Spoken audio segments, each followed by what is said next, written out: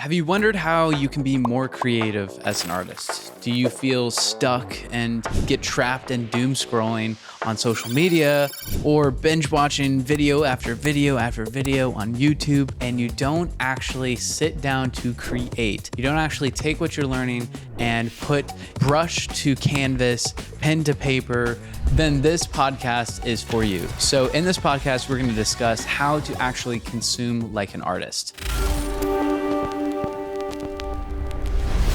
Welcome back to another episode of the Light Movement Podcast. I'm your host, Jake Dunn, and in this podcast, we discuss how you can be successful as an artist without selling your soul to the dark art elitist system. Today, I'm joined by my lovely wife, Dimitra Milan Dunn, and we have a fun conversation ahead for you.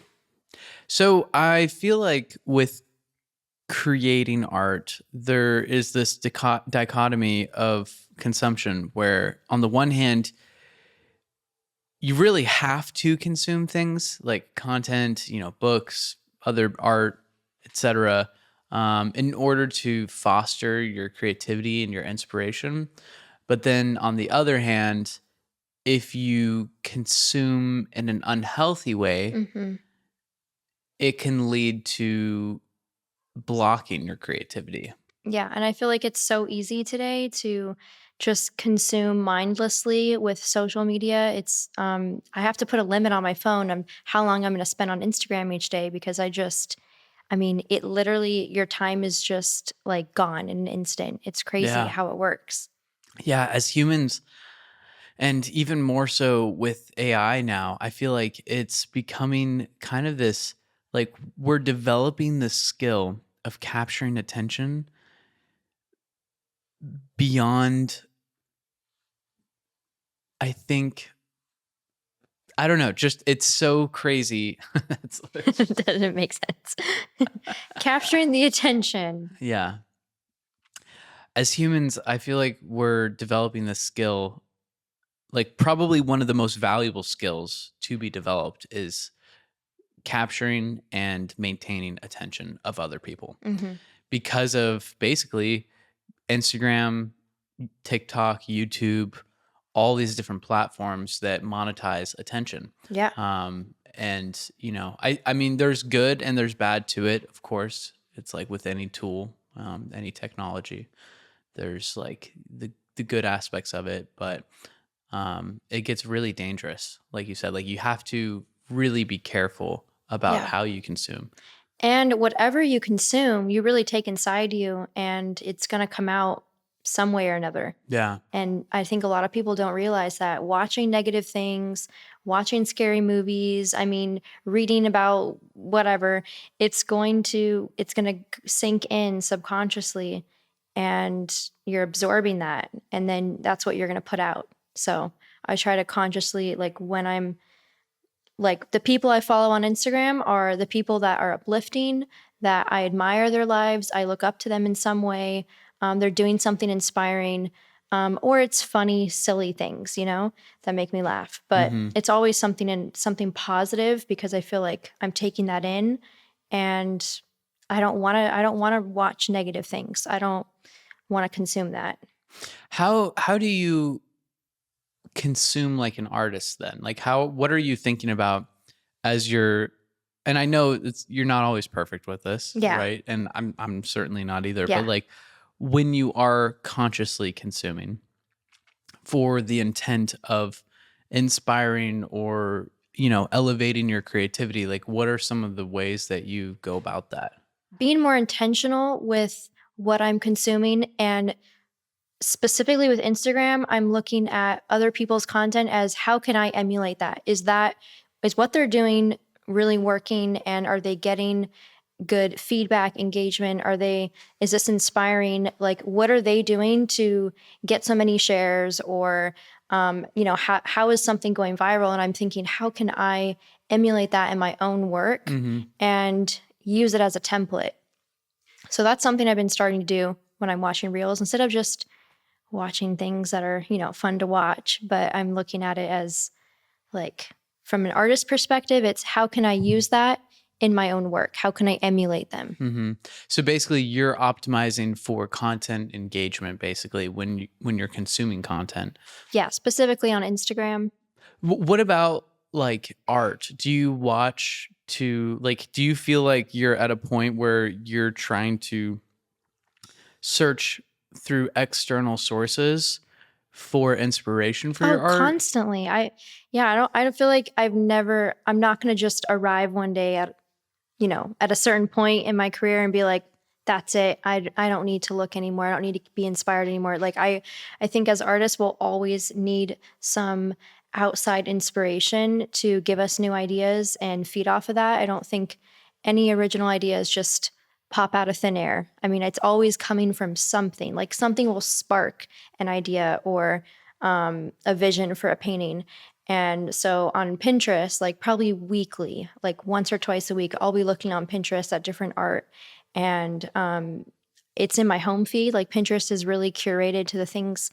It knows what I like. It knows what I'm looking at. So it shows me, really cool artists I haven't seen before. And I have like a whole section saved of pieces that I want to emulate, or I don't know, like different abstracts or color schemes. There's so many things.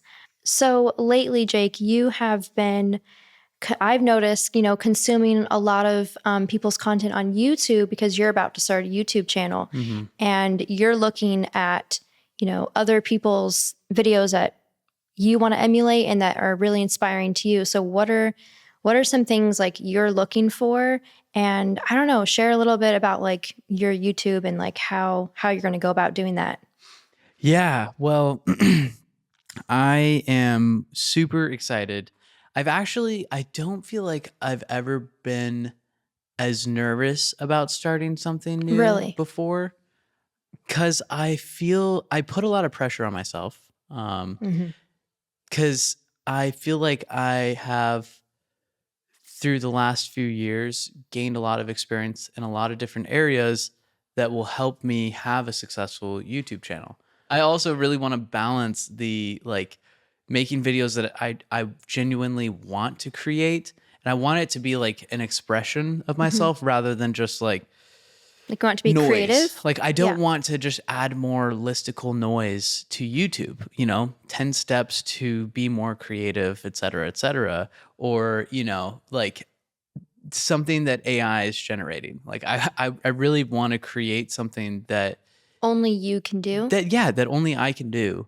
And so for me, that makes it I don't know, it's like extra pressure on there. Because it's So vulnerable. yeah, exactly. Because it's vulnerable.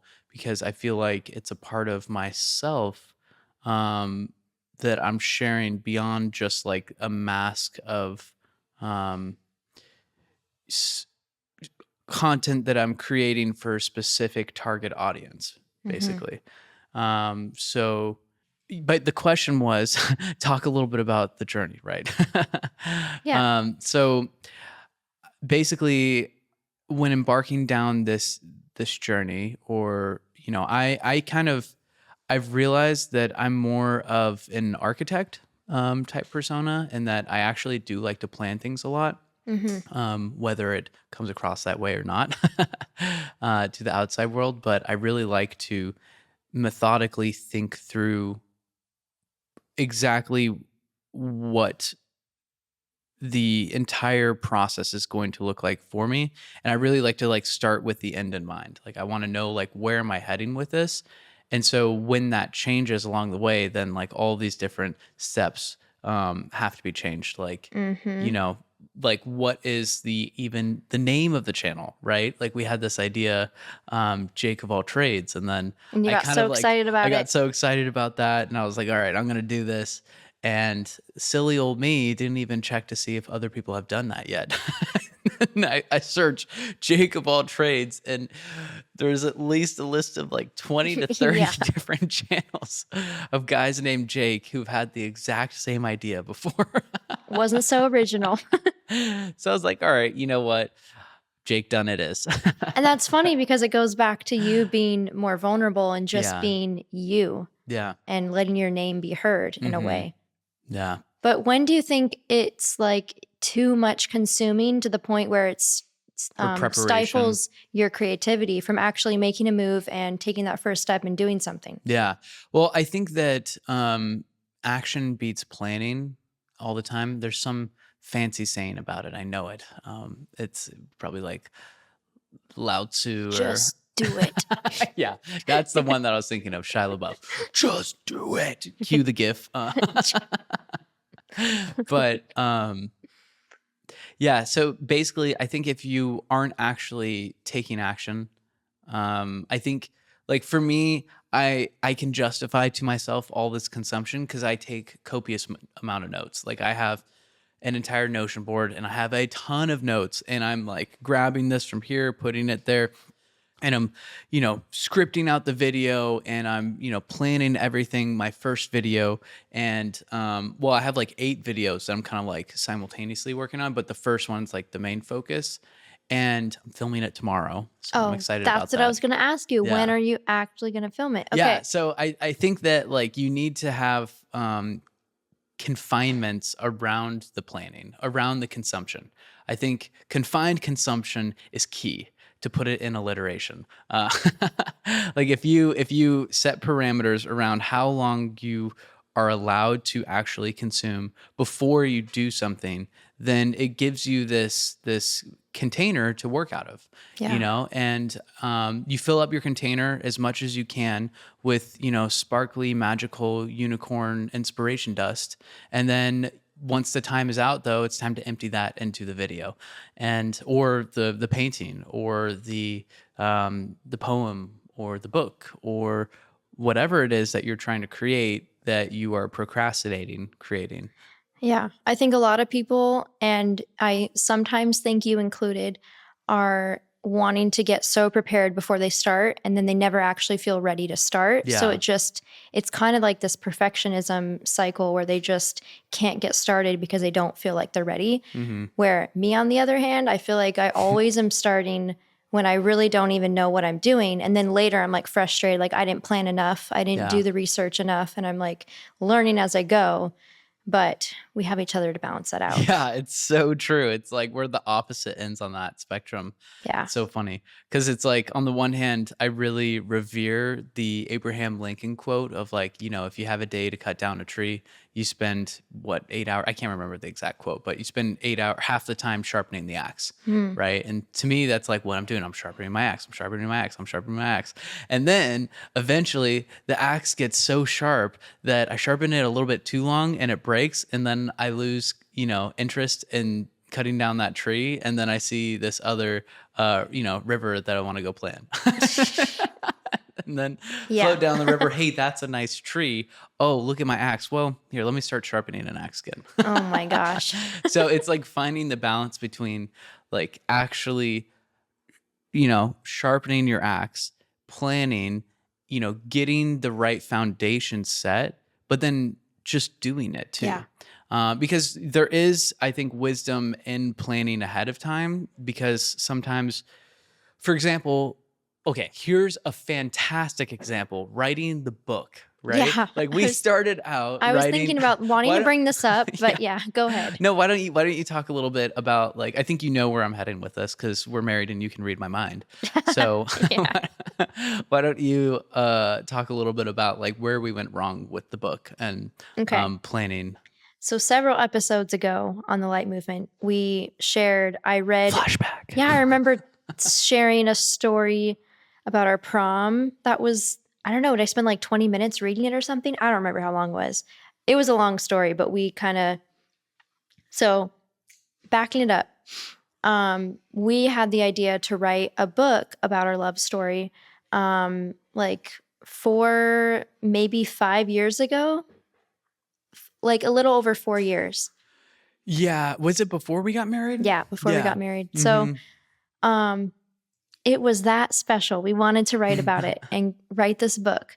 And in my mind, the whole time we thought, like, both of us were thinking, let's just write out from the beginning, tell every single story, how it led up to this point, because it was such a wild ride, so many ups and downs, so many crazy things that happened. And it feels like a movie. It really does. So we were thinking, start from the beginning. just get it all down. And I started writing, you started writing. We just made this outline. Yeah. And I mean, the most resistance I've ever felt towards any project in my life has been with this book. Yeah. And every new year, it's January again, but every new year we're like, we're going to finish this book.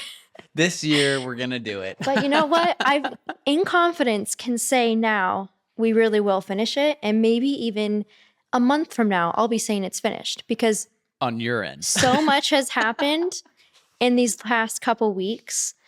And it's been so crazy. So going back to consuming like an artist, I started I guess it was just building up in me. Like I was feeling so guilty and like I was having dreams about it, like having. Well, you didn't actually want to write the book No, in the way I was having such a hard time writing. You were too. It was like this major resistance. And honestly, when I would start writing, I would just feel lost. I feel like, where am I going with this? What's the point? I'm just writing down what happened in a chronological event. Are people going to read this? Are they going to like this? Like I'm constantly filling my mind with all these doubts and wondering if it's even worth it. And I know deep down it's worth it. I know that it needs to get out there. But anyway, yeah, I was just feeling like this guilt or like just the feeling building up in me. Like I wasn't getting it done and it was just starting to really weigh on me and feeling bad about myself and thinking it was like, almost January 1st again and our book still isn't done and it felt really bad. So I thought I have to do something about this. And I don't know why. I just started thinking about like, I need to read more. I need to read. If I want to be a good writer, I have to read more. You've been saying this. I know, you're right. But I don't want to read, here's how you write a book. Like I just, I feel like I have to read and learn from example, like how it is for paintings, like looking at other artists to emulate and getting inspired by other artists. It's just like writing. It's the same exact thing. So I started, I ordered a bunch of romance novels, went on Amazon, looked at the top rated ones. I don't know the authors, but I just started ordering them. And I've already read 4 books. They were that good. So it's January 23rd today. I don't know when this will go live, but January 23rd, I read 4 books and I feel like I've learned so much.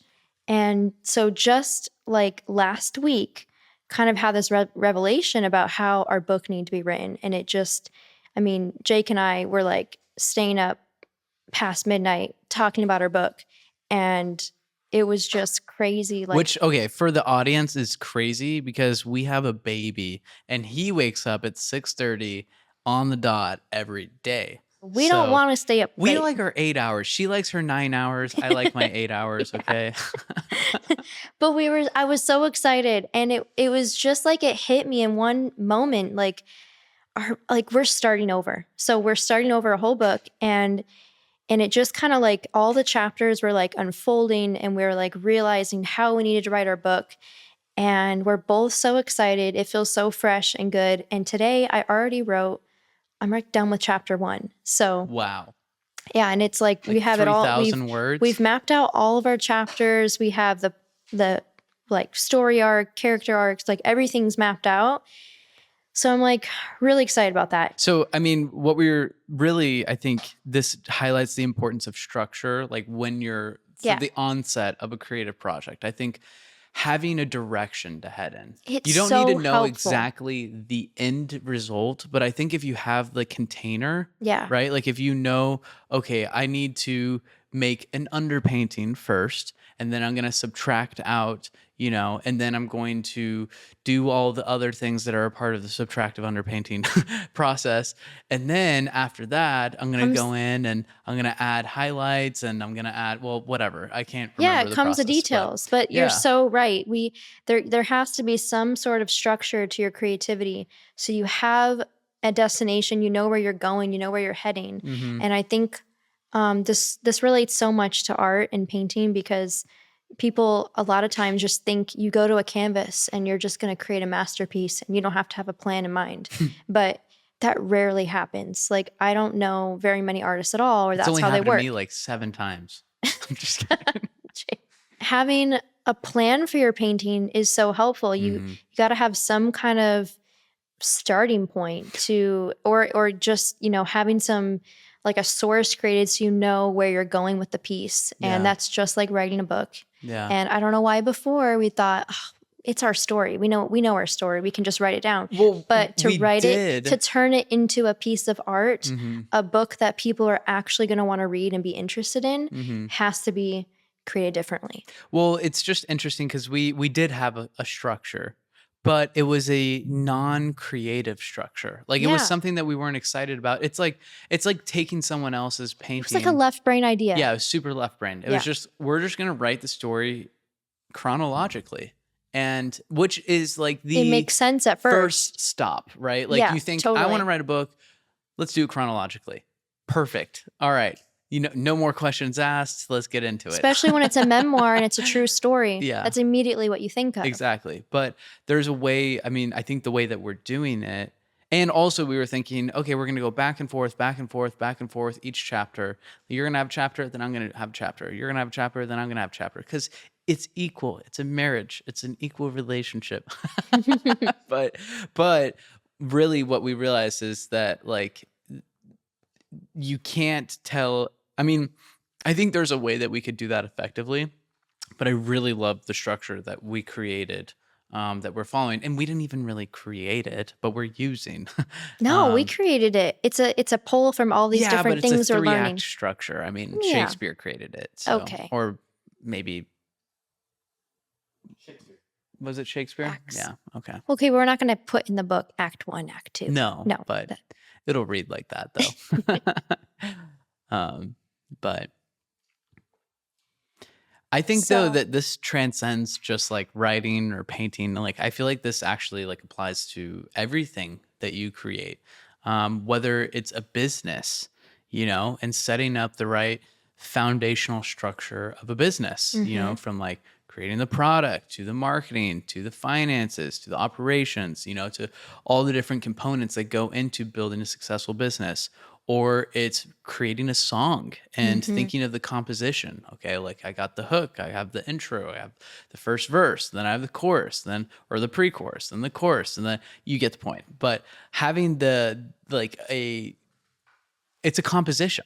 Really, that's all it is. If we think about it, it's like, what is the rule of thirds, and utilizing composition. And then there's way more advanced techniques of it. But we went in and we were like, okay, we're going to put the focal point right smack dab in the middle. So, it's exciting. I'm really excited to finish the book and to share it with everyone and just have that completed. I feel like all of that frustration or things we went through, the resistance, led us here. And like, we're here now. We got a plan and it's happening. So let's talk a little bit more about when you were reading those romance books, those novels, how they actually helped you in thinking about writing your own book. Yeah. Like, how did you read it like a writer rather than like a reader? Well, at first I was thinking, I'm just gonna read this book and have fun reading it. Like, it's enjoyable. It's better to do that than be scrolling on my phone or watching a show or whatever. Like, that's better for me to read.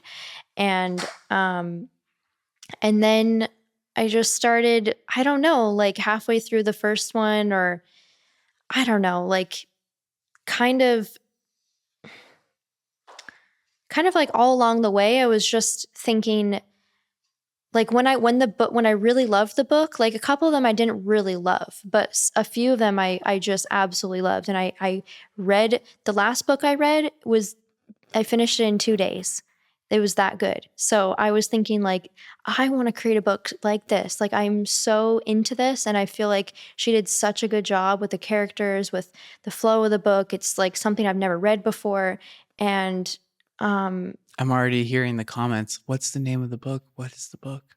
Okay, so it's called It Ends With Us and Then It Starts With Us by Colleen Hoover. So both those books, they're like they go together. So those two books specifically, and it was crazy because the one It Starts With Us, I didn't know this when I bought it, but I started reading it, and every other chapter it flips between characters. It's the girl and then it's the guy, and you hear both their perspectives of similar situations and their thoughts and what they're thinking, and then you learn all these new things about them. And it just got me so inspired.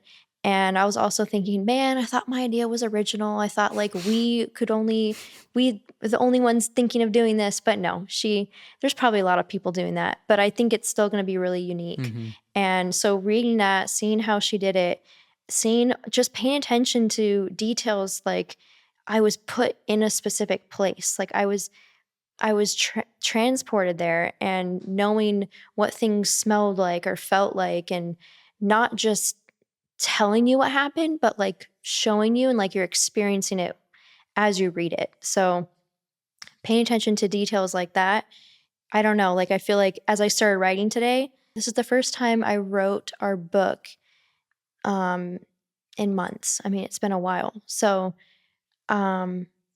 just like all that, like soaking all that in, somehow I feel like it transferred into my writing. And yeah, I'm just so excited. Yeah, I feel like I am seeing a pattern of, well, it was just interesting. You made the comment like, wow, like I thought we were so original with that idea. And I was thinking about how, I previously thought that I was so original with the Jacob of all trades, but Uh-huh. I guess the moral of the story is that it's not that important to be original. Like the originality doesn't necessarily come from the structure or the composition, or It's even you. the execution. You're original. Yes. It's who you are. It's the story itself. Yeah. It's the meaning in the message in the words that you write or in the brushstrokes that you put down. The way you put down a brushstroke. Yeah. Mhm. So I think that is the key takeaway. So really, ultimately, the best way to foster your creativity is to consume, but you have to do it within boundaries. You have to set boundaries for yourself. You have to do it, Intentionally. yes, intentionally consume like an artist. And if you're watching this and you're wondering, how can I consume like an artist, or what are some other books that I can read?